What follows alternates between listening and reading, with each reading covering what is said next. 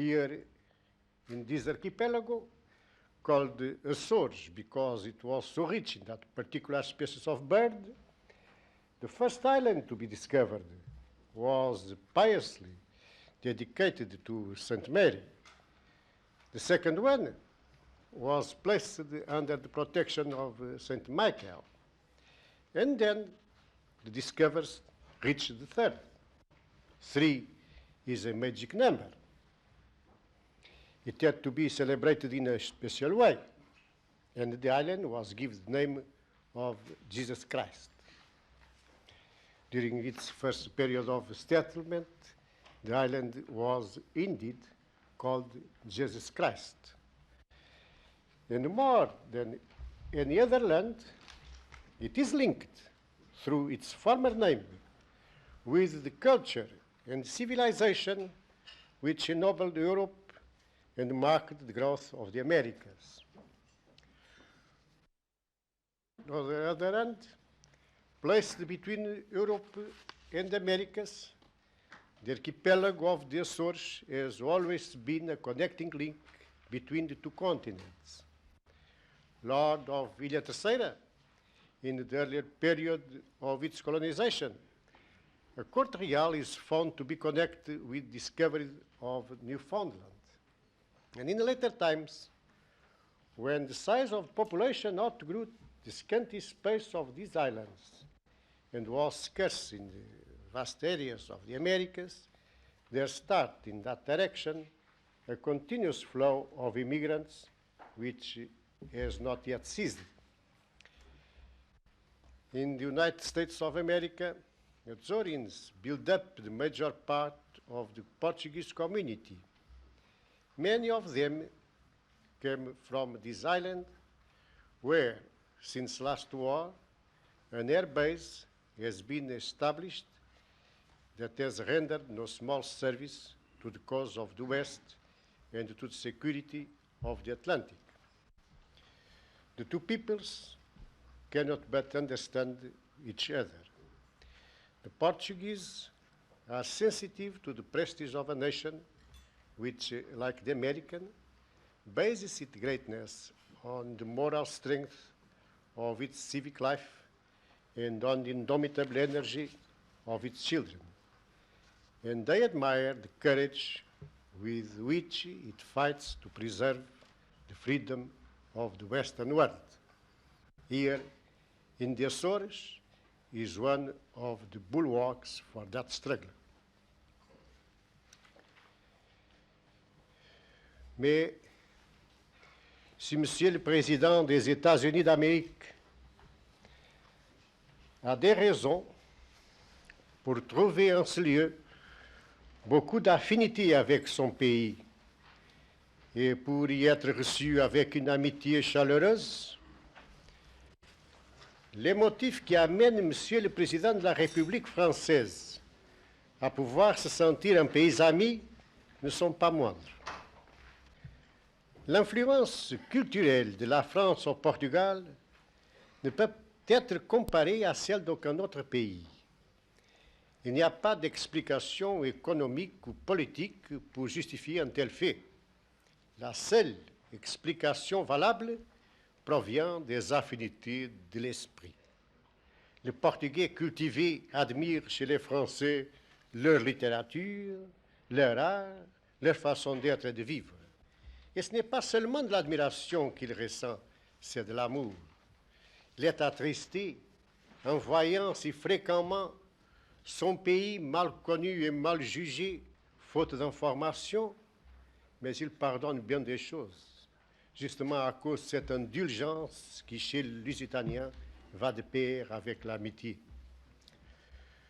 Heureusement, les rapports entre les deux peuples sont très cordiaux et cette cordialité trouve son reflet dans les relations entre gouvernements. De nombreux Portugais travaillent actuellement en France, contribuant à la prospérité économique du pays et créant un lien de plus entre les deux patries.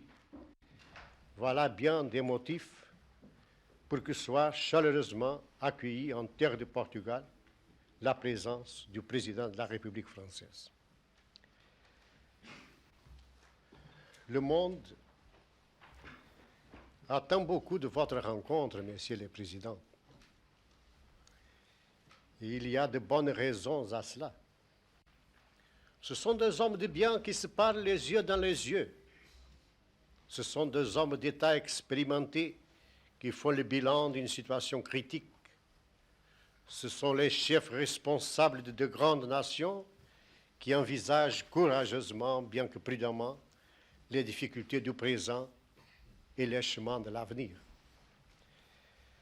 Ce serait mon désir que l'atmosphère de l'endroit où se réalisent ces conversations puisse contribuer à leur succès et à leur heureux aboutissement. Par-delà les dehors orageux de l'hiver, on trouve dans cette île un climat humain qui lui est propre, fait de bonté et de compréhension entre les gens. Il y a ici un désir ardent d'aider les autres, une aspiration à rendre la vie meilleure, aspiration nourrie d'un tenace espoir et traduite en travail patient et honnête. Près d'ici se trouve le centre des anticyclones. Je ne connais rien à la météorologie, mais le mot me laisse comprendre que si ce n'étaient les vents qui freinent les tourbillons créés dans le sens du mouvement de rotation terrestre, nous serions sujets à de très fréquentes catastrophes. La nature a créé le mouvement normal, mais elle a aussi prévu un remède à ces excès. Permettez-moi, Messieurs les Présidents et Messieurs, qu'en ce moment, j'adresse une pensée à tous les hommes répandus par le monde dont les destins sont placés entre les mains de ceux à qui sont échues les dures responsabilités du gouvernement. Et qu'en l'île de Jésus-Christ, je puisse souhaiter qu'il soit encore temps pour l'humanité d'écouter les résonances du message chrétien. Je vois à la santé de Monsieur le Président des États-Unis d'Amérique et de Monsieur le Président de la République française. Je formule mes vœux pour la prospérité des peuples qu'ils représentent, ainsi que pour le succès des conversations qui ont aujourd'hui débuté.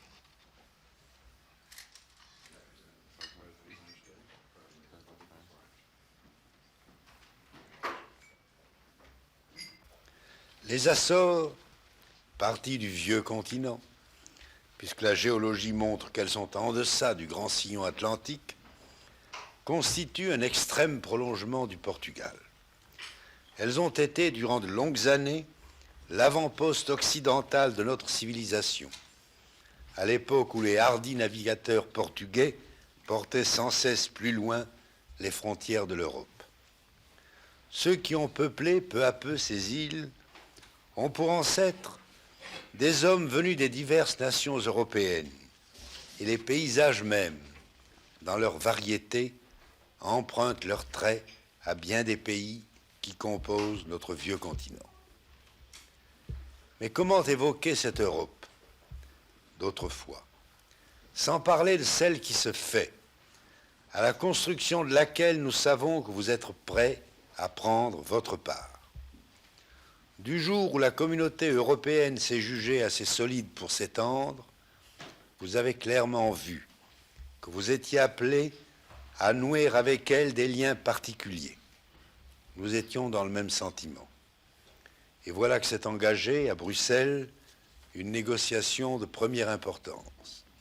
La France, pour sa part, fidèle à l'inspiration qui avait été la sienne lors de la conférence de La Haye, fait des vœux pour sa réussite et la conclusion d'un accord qui, tenant compte des données spécifiques de l'économie portugaise, apporte à votre pays les avantages immédiats et les perspectives d'avenir qu'il est en droit d'attendre d'une formule évolutive favorable au rapprochement avec l'économie des pays du marché commun. Je voudrais avant tout faire référence aux échanges culturels qui n'ont cessé au cours des siècles de donner aux relations franco-portugaises un caractère d'intimité exceptionnel, et d'autant plus forte qu'elle n'est pas seulement issue des circonstances de l'histoire, mais plus encore des harmonies préétablies que vaut à la France et au Portugal leur commune origine latine. Aujourd'hui, cette entente profonde, qui va bien au-delà d'un accord sur des intérêts, facilite de très importants échanges entre les hommes et s'en nourrit à son tour.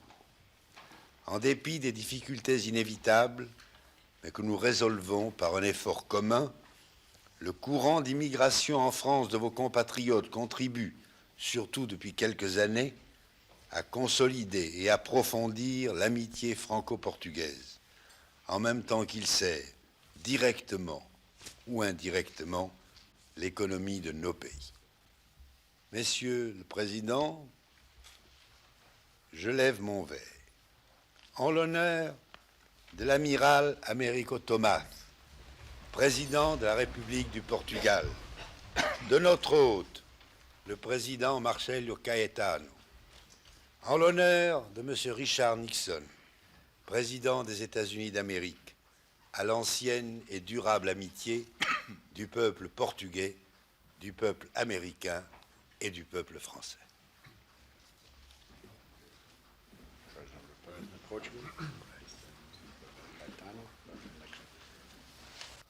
And speaking as a native of the state of California, I am aware of the fact that my state was first discovered by a Portuguese captain, Cabrillo. Et comme natif de l'État de Californie, je voudrais rappeler ici ce soir que mon État natif de Californie a été découvert par un navigateur portugais, Cabrillo. And so what the New World is, and what it may become, is due to the ability, the exploration, the genius that we have inherited from the Old World, and particularly from these nations that are represented here tonight. Ce qu'est mon pays aujourd'hui, ce qu'il pourra devenir demain, nous savons que nous le devons en grande partie au génie, aux explorateurs et à tous ceux qui sont venus de ces deux pays que nous voulons tout particulièrement remercier ce soir. And now as we meet, we find that sometimes we are competitors, we in the New World and those in the Old World, in Europe particularly. Et maintenant, au moment de ces retrouvailles, nous constatons que parfois, nous autres, nous du monde nouveau et ceux du monde ancien, nous nous trouvons à la place de concurrents. When I arrived at the airport on the Spirit of 76, Boeing 707, I saw parked in front of me a Concorde, which had carried the President of France. Lorsque je suis arrivé sur l'aérodrome, sur un Boeing 707, l'Esprit de 1776, en arrivant, j'ai vu, stationné sur l'aérodrome devant moi, le Concorde qui avait amené ici le président de la République française. And our ambassador to France, Mr. Watson, pointed out that he had come from France at a speed 3 times as fast as we had come from the United States.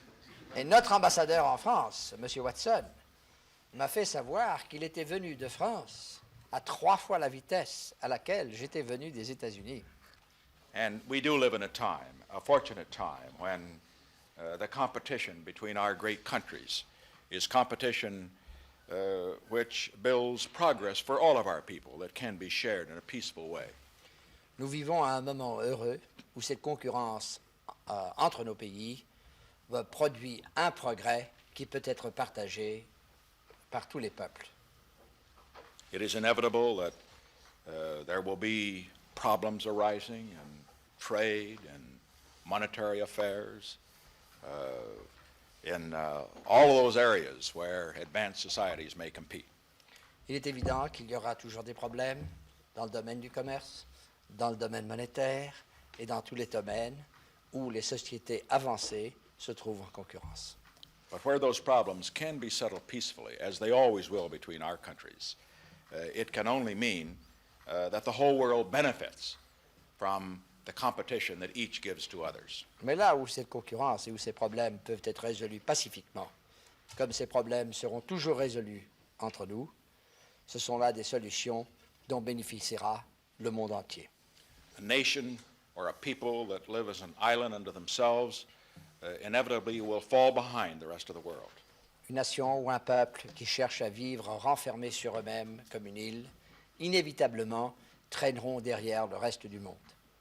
There are some voices in our country who speak of turning inward, of turning away from responsibilities in the world. Il y a des voix chez nous qui nous disent qu'il faut nous renfermer, qu'il faut nous retourner sur nous-mêmes,